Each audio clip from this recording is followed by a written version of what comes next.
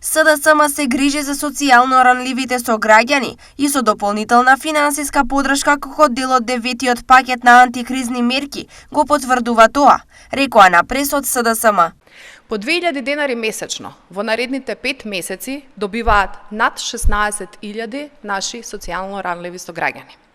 Финансиска подршка по 2000 денари во наредните 5 месеци ќе добиваат корисниците на правото на надомест заради попреченост, правото посебен додаток, самохрани родители, приматели на гарантиран минимален приход.